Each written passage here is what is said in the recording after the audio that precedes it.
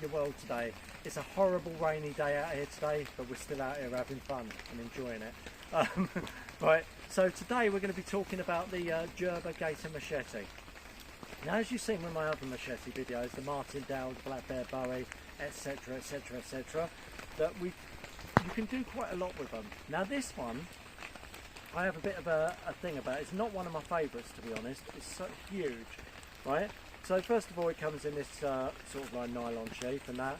As you can see, it's got an 18-inch blade, which I've just used. There you go, 18-inch blade, and it's bloody huge. It's like a sword. Okay. The problem I have with this machete, for instance, it's got a good swing on it. So if we thing. But what I find is it's too thin. It's very flimsy. Yeah. So even though it's got the clout, it's kind of flimsy, and it makes me a bit scared to hit it too hard, if that makes sense. Also, the saw back, the actual saw, I think is the best part of the actual machete, because it works really well. But in general, not a bad tool, but they're quite pricey. They're going about 40 quid now, similar to the Martindale machete, and I think out of the two, I think I prefer the Martindale. But just giving you a show of what this is about. This blade has got this black and sharp blade. Oh, it's razor sharp. I mean, it's so sharp that literally you get in the position where if you're going through brush or anything like that, you can overcompensate with it, if that makes sense. So you can hit too hard and it just goes through it like butter. So a great tool, but when you're on bigger pieces of wood like this, it kind of struggles, I would say. Okay, so right on a few of the videos I've done like making pegs out of it and stuff like this, but this is actually quite a lump of metal. Do you know what I mean? It's like trying to do any intricate carving with this or anything, it's going to be difficult. So let me just show you a bit of the whack down here of what we've got. This is soaking wet, as you can see, it's soaking wet out here, right? So literally it has got some power in it. Yeah? And look how deep that's going in. Sounds like me getting up in the morning. but yeah, it's got some clout to it.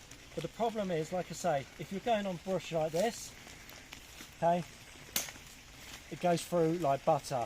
And what can happen is sometimes you can think it's going to be like a normal machete, where you've got to give it a wallop to get through. But if you give this a wallop, it can quite easily come down and you can overpower it. So again, nice and easy, just there. Goes through like butter. On here, we have this. Yeah.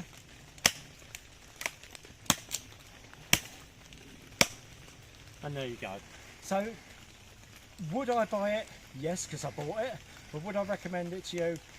Definitely. It depends what you want to do. If you're clearing bush with it, or brush, whatever you want to call it, it's a great tool to have. But if you're starting to do big logs and stuff like that, I would stick to something more simple, like the British Gator machete, or even the Black Bear machete. Right, so one thing I do want to add about this is like with the hand movements. So as you can see here, because the blade is so long, what it tends to do with your hand is like, as you hit it, so you hit there, yeah, what happens is the weight, it buckles up your arm like that because of the length of the blade.